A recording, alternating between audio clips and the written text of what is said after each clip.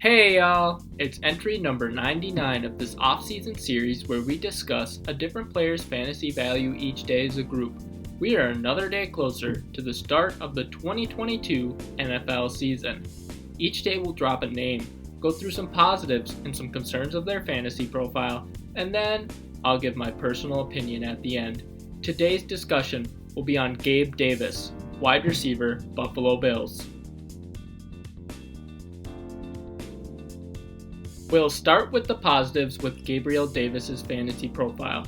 Elite quarterback. Gabriel Davis has one of the best quarterbacks in the league throwing him the ball in Josh Allen. In 2020, Josh Allen had 396 completions on 572 passing attempts for 4,544 passing yards and 37 passing touchdowns to just 10 interceptions. In 2021, Allen had 409 completions on 646 passing attempts for 4,407 passing yards and 36 passing touchdowns to 15 interceptions.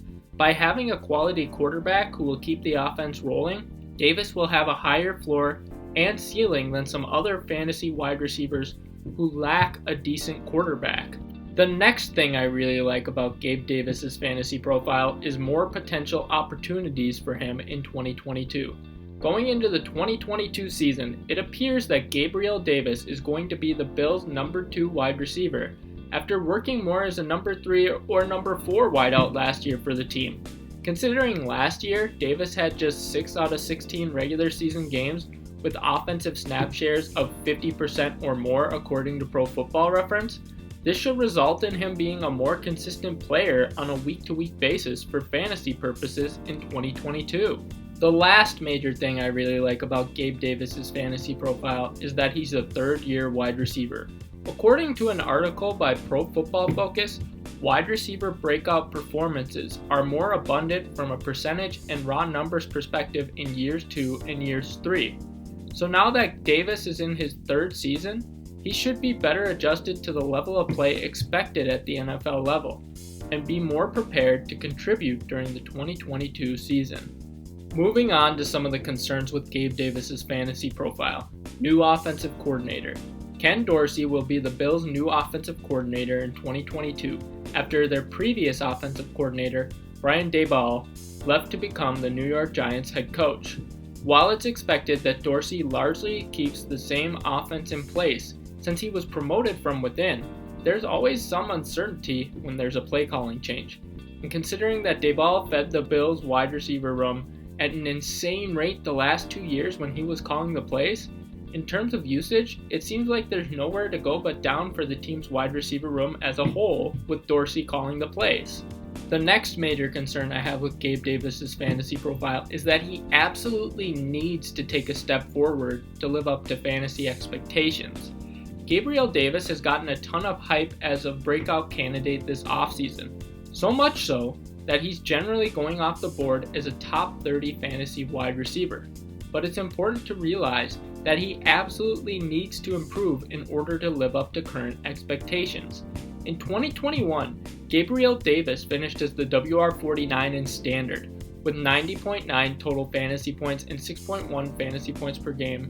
The WR53 and half PPR formats with 108.4 total fantasy points and 7.2 fantasy points per game, and the WR58 and full PPR formats with 125.9 total fantasy points and 8.4 fantasy points per game according to Fantasy Pros. And in half PPR formats during the 2021 season, Gabriel Davis had 7 out of 16 games with 0 to 5 fantasy points, 3 out of 16 games with 5 to 9.9 fantasy points, 5 out of 16 games with 10 to 15 fantasy points, 0 out of 16 games with 15 to 20 fantasy points, and 1 out of 16 games with 20 to 25 fantasy points according to fantasy data. This makes Davis a less safe option than some other players going around his ADP. The last concern I have with Gabe Davis's fantasy profile is his drops and catch rate. During the 2021 season, Gabe Davis posted a catch rate of 55.6% and a drop rate of 11.1% according to RotoWire, both of which were below average for a wide receiver. Some additional thoughts on Gabriel Davis's fantasy profile. During the AFC divisional round playoff matchup between the Buffalo Bills and the Kansas City Chiefs, Gabriel Davis had 8 receptions on 10 targets for 201 receiving yards and 4 receiving touchdowns. Personal opinion: Gabriel Davis is currently going off the board as WR25, about pick 68 overall on ESPN, and WR25, about pick 70 overall on Yahoo.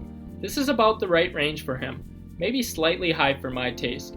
He does need to make a significant jump in production to live up to fantasy expectations, but after doing more research, I get why he's hyped up as much as he is, given the fantastic situation and the flashes we've seen from him in his first 2 years in the league. He's a good boom-bust option in the mid-rounds, so if you played it safe with your early picks and are looking for upside, he's a solid player to roll the dice on. For each of these entries, we will highlight a charitable cause or organization. I couldn't find a charity that Gabriel Davis officially supports, so here's a link to his teammate Dawson Knox' My Cause My Cleats in 2021. Here's a link to that organization below. And that's it for today's entry. If you enjoyed this entry, be sure to like and subscribe.